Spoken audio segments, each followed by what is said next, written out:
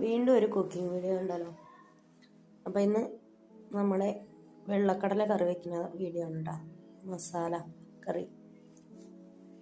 അപ്പോൾ കടല വേവിച്ചതിലോട്ട് 1 സ്പൂൺ മുളക് പൊടി, 1/2 സ്പൂൺ മഞ്ഞൾപ്പൊടി, 1.5 സ്പൂൺ മല്ലിപ്പൊടി, 1/2 സ്പൂൺ ഗരം മസാല, ആവശ്യത്തിന് ഉപ്പ് ചേർത്ത് നന്നായി ഇളക്കിയിട്ട് അടച്ച് വെച്ച് ഒരു വിസിൽ അടുപ്പിക്കുക. കടല വേവിച്ച് വെച്ചത് ഞാൻ വീഡിയോ എടുത്തില്ലായിരുന്നു കേട്ടോ. അപ്പോൾ ഒരു 4-5 വിസിൽ അടുപ്പിച്ചതാണ്. മസാല ചേർത്ത് പിന്നെ ഒരു വിസിൽ അടുപ്പിക്കുക. എയർ പോയ ശേഷം തുറക്കുക. പിന്നെ അതിലോട്ട് തേങ്ങ അരപ്പ് ചേർക്കുക. തേങ്ങയിലോട്ട് ഞാൻ 2 കഷ്ണം പട്ട, ലേശം പെരുംജീരകം കൂടെ ചേർത്ത്, വലിയ ജീരകം കൂടെ ചേർത്ത് അടിച്ചെടുത്ത തേങ്ങയാണ്. എന്നിട്ട് വേവിച്ച് വെച്ച കടലയിലോട്ട് മിക്സ് ചെയ്യുക. ജസ്റ്റ് ഒന്ന് ഇളക്കുക, ഒന്ന് തിളപ്പിക്കുക.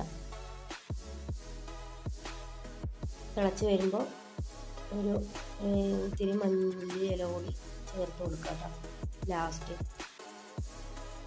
അത് കഴിഞ്ഞ് തിളച്ച് വരുമ്പോൾ നമുക്ക് കറി മാറ്റി വയ്ക്കുക.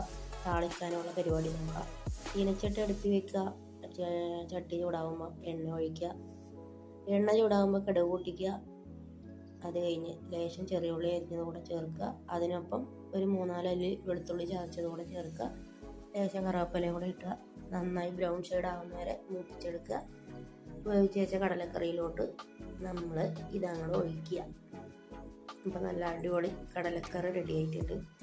അപ്പോൾ ഇത് ചപ്പാത്തിക്കും അപ്പത്തിനും ദോശയ്ക്കും എല്ലാത്തിനും കഴിക്കട്ടെ.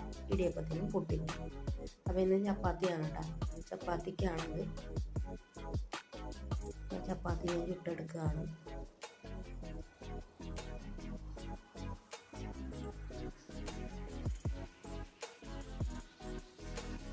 പിന്നെ വേറെ സ്റ്റൈലിലും ഇത് ഒന്നിച്ചിട്ട് വേവിക്കാണ്ട് തന്നെ നമുക്ക് കടലക്കറി ഉണ്ടാക്കാൻ പറ്റും കേട്ടോ. താളിച്ചൊഴിച്ചിട്ട് ഫസ്റ്റ് തന്നെ താളിച്ചൊഴിച്ചിട്ട്. അപ്പോൾ ഇതാണ് ഒന്നുകൂടെ എളുപ്പം.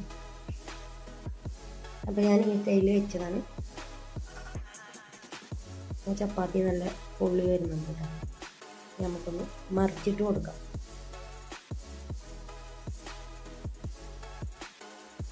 അപ്പോൾ ചപ്പാത്തി റെഡി ആയിട്ടുണ്ട്. ഇനി നമുക്ക് കടലക്കറി കൂടെ ഒഴിച്ച് ചപ്പാത്തി കഴിക്കാം. എങ്ങനെയുണ്ട് കടലക്കറി? അടിപൊളിയാണ് കേട്ടോ. അപ്പോൾ ഇനി അടുത്ത വീഡിയോ ആയിട്ട് വരാം.